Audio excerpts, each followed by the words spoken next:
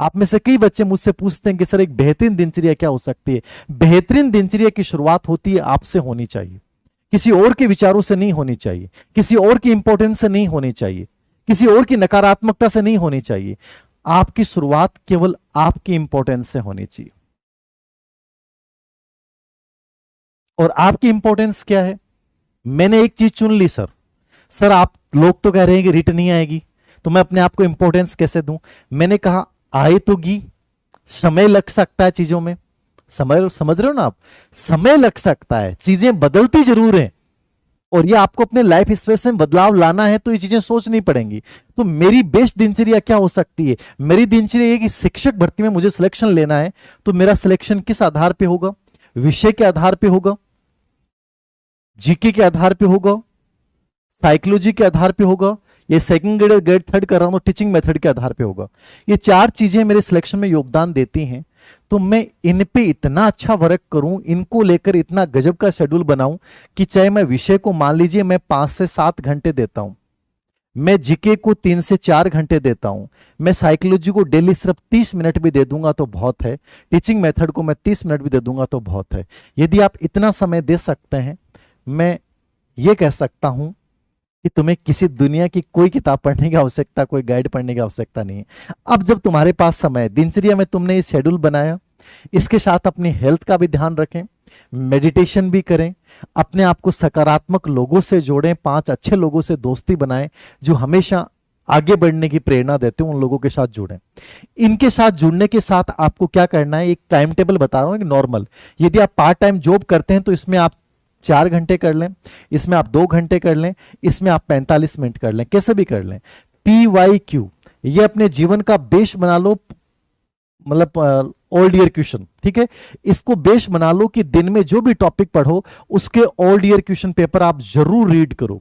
कोई model paper पढ़े या नहीं पढ़े, अब ओल्ड ईयर क्वेश्चन पेपर का मतलब ये नहीं है कि आप 2010, 11, 12 के देखो, आप 2016 से लेकर और 2024 तक के पेपर देखो। 16 भी हटा दो, आप 2019 से लेके 24 तक के पेपर एनालिसिस करो। बहुत ज्यादा पुराने पेपर देखने की आवश्यकता नहीं होती, एक अच्छा तरीका है। नंबर 2 सर, एक बेहतरीन किताबें क्या हो सकती हैं, पुस्तकें क्या हो सकती हैं? देखो हर किताब बेहतरीन होती है, हर पब्लिकेशन अपना बेटर निकालता है, कोई पब्लिकेशन कमी नहीं छोड़ना चाहता। जब समय हो तो कुल मिला के डिटेल में पढ़ना चाहिए, समय हो तो।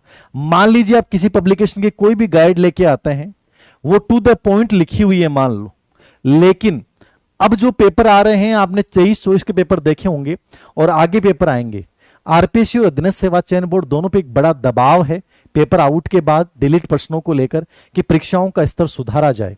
इसलिए असिस्टेंट प्रोफेसर भर्ती परीक्षा में पेपरों का एक बहुत अच्छा स्तर पूछा गया। आपको इसके लिए तैयार रहना चाहिए। यदि किसी चीज को आप डीपली पढ़ते हैं तो कोई नुकसान नहीं होता है। नुकसान कब होता है कि जब आपने कोई सरल सी भाषा में दिखने वाली कोई भी किताब लेके आ तो गए, लेकिन पेपर सरल नहीं आते आजकल, पेपर कथन और तार्किक वाले आने लग गए, पेपर सत्य हैं सत्य नहीं आने वाले आ गए, पेपर 4 कथनों को आरोही अवरोही क्रम में सीक्वेंस वाले आने लग गए, ठीक है, घटनाओं को व्यवस्थित करने वाले आने लग गए। ऐसे प्रश्न जब आने लग गए तो ये गाइडें फेल होने लग गई। अब आपको क्या करना है, मेरी पर्सनल राय तुम मानते हो तो आपको हर पार्ट के लिए एक बेहतरीन किताब अच्छी पढ़नी चाहिए। उसके बाद जब आपके पास एग्जाम का शेड्यूल आ जाए, विज्ञापन आ जाए, तो आप गाइड पढ़ लो।